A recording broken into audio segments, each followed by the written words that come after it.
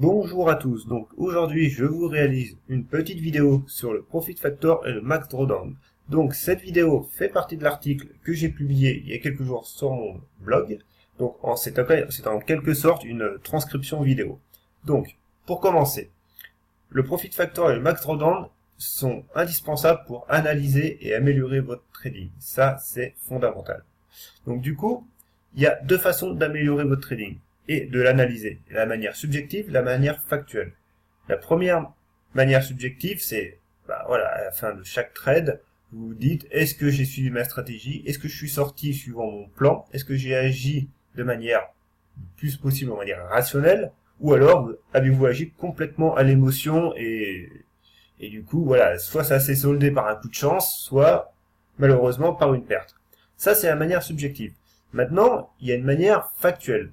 Et la manière factuelle, c'est en utilisant le Max Drawdown et le Profit Factor. Donc, notre besoin, voilà, c'est d'analyser son trading froidement de manière automatique. Le but, évidemment, c'est de pouvoir interpréter ces résultats sans ambiguïté possible.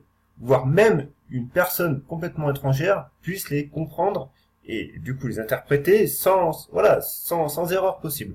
Donc, on utilise le Profit Factor et le Max Drawdown. Alors, pour commencer, donc le Profit Factor, il mesure la qualité de votre performance en trading. Et oui, parce que si vous espérez durer sur le marché, vos gains ne doivent jamais être obtenus, on va dire, avec une prise de risque démesurée. Parce à un moment ou à un autre, le marché reprendra vos gains. Et généralement, ça fait mal. Donc, il faut avoir un indicateur qui détermine les risques que vous avez pris sur vos trades et les résultats que vous avez effectivement réalisés. Donc, du coup, le Profit Factor, il se calcule d'une manière très simple. C'est la somme donc, des plus-values, donc sur tous vos trades gagnants, divisé par la somme des moins-values sur tous vos trades perdants. Donc, il est assez simple à calculer. En gros, c'est juste une somme divisée par une autre somme. Et du coup, ce résultat peut être interprété avec une échelle. Donc l'échelle va de 0 à 4 sur mon exemple, mais c'est une échelle ouverte. Plus le chiffre est élevé, mieux ça sera. Donc du coup, si votre résultat est inférieur à 1, là, clairement, il y a un souci. Il y a un gros souci. Donc ça veut dire que vous perdez de l'argent au fil des mois. Vous n'êtes pas rentable. Donc cette érosion peut être lente, c'est pas obligé que ce soit un crash. Par contre, elle est là, elle est présente. Donc, vous perdez de l'argent. Maintenant, si vous avez un profit factor entre 1 et 2, c'est déjà mieux. C'est déjà mieux, mais par contre, attention, ne criez pas victoire quand même. Vous gagnez de l'argent, certes, mais voilà, une performance en trading, ça se construit quand même sur le moyen long terme. Or, là, la stratégie que vous utilisez, la méthode que vous utilisez, elle reste précaire. Et il suffit d'un accident de parcours et tout s'envole. Donc voilà, vous êtes en amélioration, mais c'est pas encore ça. Du coup, si vous passez au-dessus de 3, alors là, pour le coup, vous gagnez de l'argent, et en plus, votre méthode est efficace, et vous générez des plus-values, surtout, sans une prise de risque démesurée. Et ça, c'est très bien. Alors, commençons avec le premier exemple. Donc, un profit factor inférieur à 2. Donc, la somme de vos trades gagnants s'élève à 1300 euros. Voilà, très bien. La somme de vos trades perdants, elle, s'élève à 700 euros. Donc, vous réalisez tout de même une plus-value de 600 euros, ce qui est bien. Par contre, votre profit factor, si on fait 1300 divisé par 700, est de 1,85. En clair, là, du coup, vous risquez 1 euro pour espérer en gagner 1,85 €. Alors, certes, vous gagnez de l'argent. Par contre, évidemment, voilà, votre méthode n'est pas durable sur le long terme. Et oui, là, c'est une réalité. Vous générez des profits, mais au premier accident de parcours, la prise de risque que vous prenez sera trop importante et du coup, votre capital diminuera. Parce que je le rappelle, en trading, le but, c'est de réaliser des plus-values avec une prise de risque minimale. Donc, du coup, maintenant, regardons le deuxième exemple. Là, avec un profit factor supérieur à 3. Donc, la somme de vos trades gagnants s'élève à 1000 euros, donc vous gagnez moins, mais du coup, la somme de vos trades perdants, elle, s'élève qu'à 300 euros. Donc, au final, vous gagnez 700 euros. la plus-value mensuelle que vous obtenez est de 700 €, donc votre profit factor est de 3,33. Là, clairement, il est beaucoup plus intéressant. Vous gagnez pas beaucoup plus, vous gagnez un poil plus par rapport à 600 € de tout à l'heure, vous gagnez quand même un peu plus. Par contre, la prise de risque, elle, est beaucoup plus faible par rapport aux gains que vous obtenez. Donc là, du coup, vous avez une approche du risque qui est solide.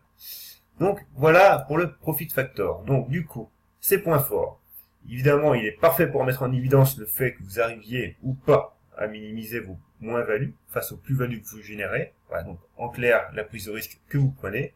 Et il démontre du coup la qualité de votre performance de trading. Par contre, voilà, il reste un indicateur. Et comme tout indicateur, il a des faiblesses. Et la première, la plus grosse, il ne permet pas de gérer son risque par rapport à votre capital global. Bah oui, parce que la construction du profit factor, c'est des sommes. La somme de vos plus-values divisée par la somme de vos moins-values. En clair, il agrège le tout. Donc, il permet pas de voir la taille des trades par rapport à votre capital. Vous pouvez prendre des tout petits trades, comme je l'ai dit en début de vidéo. Donc, du coup, vous avez des petites moins-values et des petites plus-values. Voilà, je vais y arriver. Au final, votre profit factor est négatif, il n'est pas bon, mais par contre, par rapport à votre capital global, on n'a aucune idée d'où ça se situe. Donc, c'est une information qui est quand même essentielle et qui est manquante avec cet indicateur. Et évidemment, vu qu'encore une fois, c'est une somme, on n'a pas le nombre de trades gagnants ou de trades perdants. Voilà. Maintenant, nous allons voir le deuxième indicateur. Donc, cette fois-ci, c'est le max drawdown. Donc lui, il détermine la qualité de votre stratégie de trading. Et il mesure vraiment la prise de risque que vous prenez. Alors, en fait, il correspond simplement à la perte maximale que votre portefeuille, donc que le capital de votre portefeuille, enregistrera pendant une période définie.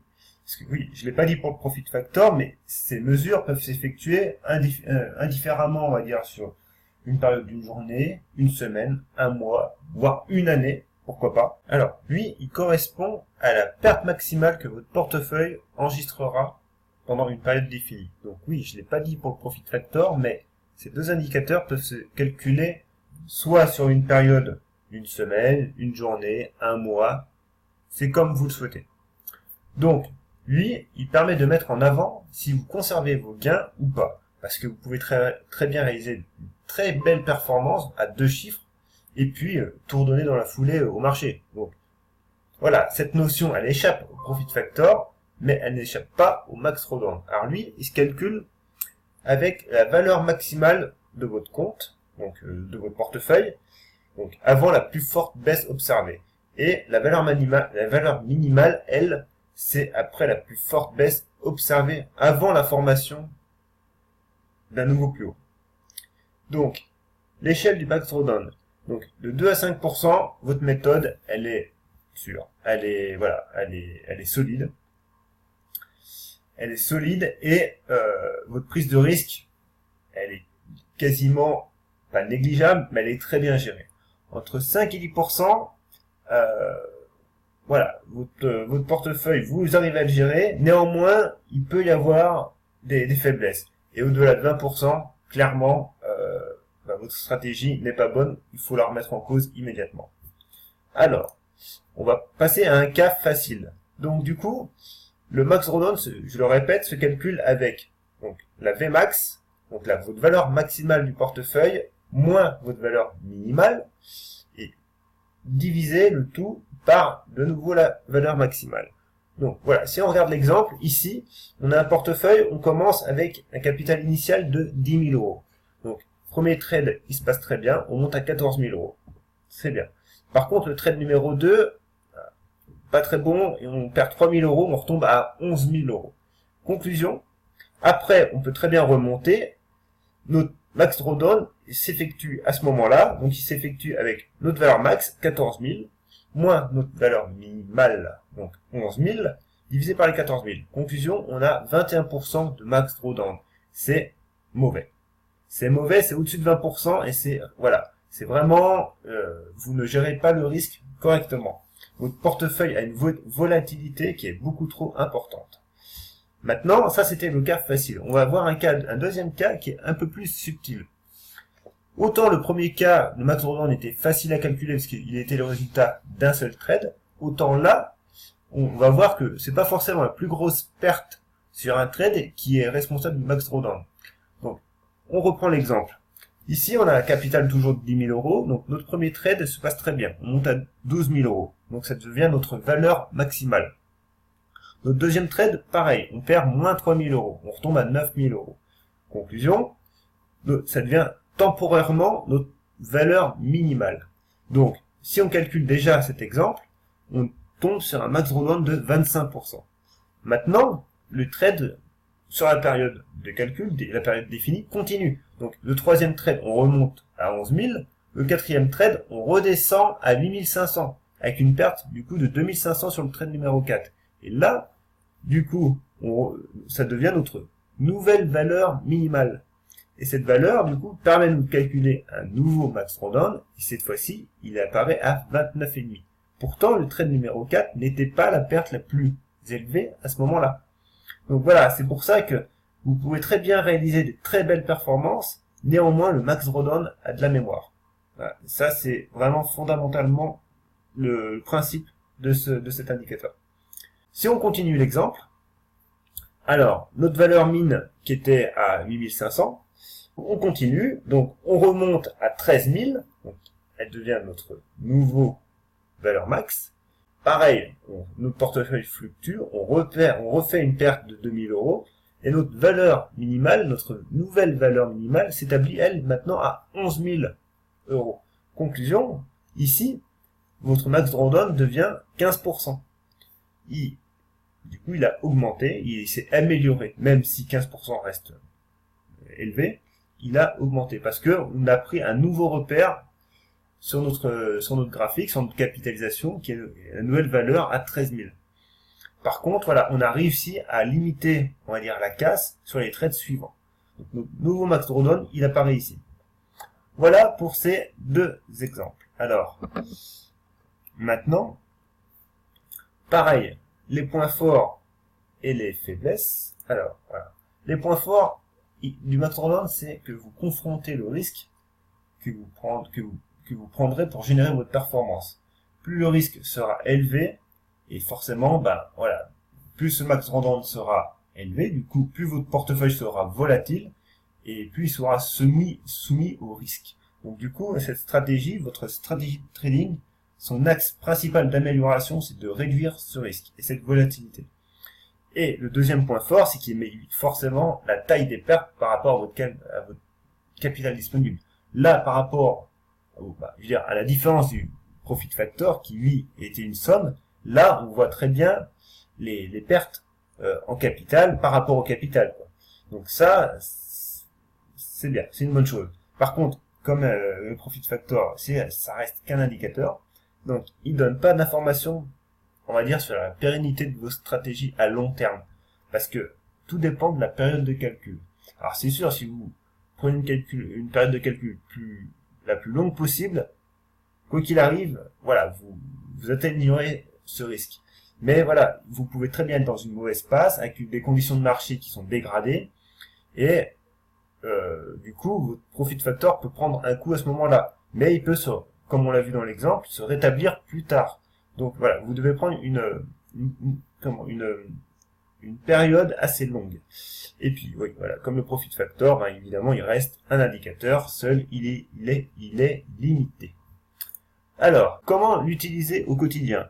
Alors, c'est là qu'intervient le journal de trading. Parce que oui, ces indicateurs ont besoin de données. Ces données, il faut les renseigner, les inscrire au quotidien, ou hebdomadairement, ou mensuellement, mais il faut les inscrire quelque part. Ici, intervient le journal de trading. J'avais déjà publié un article sur le journal de trading. Alors, je vais vous montrer, si je retrouve mon curseur, voilà, sur le site internet. Alors, j'avais publié sur le site, je sais plus, en début d'année ou au printemps, donc un article sur le journal de trading. Donc, dans cet article, je vous explique comment vous devez tenir un journal et pourquoi vous devez le tenir. Alors, je ne vais pas refaire l'article ici, mais voilà, il y a une petite vidéo. Ce journal, il a une partie analyse. Et cette partie analyse, donc, qu'on retrouve ici. Alors, on la retrouve ici dans les positions clôturées. Alors, j'ai pris des exemples avec 5 valeurs, avec bon, les dates et des cours d'entrée, on va dire, choisis pour l'exemple. Et on voit très bien que notre profit factor s'affiche ici, notre max drawdown s'affiche ici. Alors, le max drawdown, lui, dépend de votre capital, qui est ici, et le profit factor des plus-values et des moins-values. Très simplement, par exemple, si je fais l'exemple ici, on peut remettre un nouveau trade clôturé. Alors, par exemple, cours d'entrée à 8 € et j'en ai acheté 60, ce qui me fait quand même un bel achat. Et puis, du coup, je l'ai vendu. Alors, est-ce que je l'ai vendu positivement ou négativement? Allez, on va dire positivement, donc du coup à 12 €. Là, mon profit factor s'améliore drastiquement, parce que forcément, j'ai une plus-value de 238 €. Par rapport au reste, c'est voilà, une belle performance. Maintenant, si j'avais eu une moins-value sur ce trade, alors par exemple, 8 €, on descend à 6. Conclusion, je deviens négatif, et là, mon profit factor, forcément, il est pas bon du tout. Donc voilà, et ça au fil de l'eau, au quotidien. Donc moi, mon journal, je le tiens sur, vu que j'ai une vision moyen terme, moyen long terme, c'est sur une année. Maintenant, vous, rien ne vous interdit de le faire pour vos semaines de trading, vos mois de trading, en plus, je veux dire, c'est tout à fait possible. Donc voilà, donc pour l'utiliser au quotidien, il vous faut un journal de trading. Ici, moi, j'en propose un sur mon site, c'est un exemple, il est personnalisable, vous pouvez en faire ce que vous voulez. Maintenant, voilà, le journal de trading, c'est fondamental, vous devez en utiliser un. Voilà, c'est tout pour cette vidéo. Alors, une seule phrase pour tout résumer. Analyser votre trading, sincèrement, c'est pas une option, c'est une obligation. Et il nous force à nous remettre constamment en cause. Parce que le trading, la bourse en général, ça nous apprend l'humilité. On doit rester humble devant le marché. Nos performances ne doivent pas être prises avec un risque démesuré. On doit toujours viser l'attaque défensive. Ça veut dire, avant de penser gagner de l'argent, on doit toujours penser à en perdre le moins possible. Et ces deux indicateurs nous aident en cela. Voilà. Si vous voulez me suivre, pas compliqué du tout, vous pouvez vous abonner à la chaîne YouTube, donc avec la petite clochette pour être averti. Autrement, je suis sur Facebook.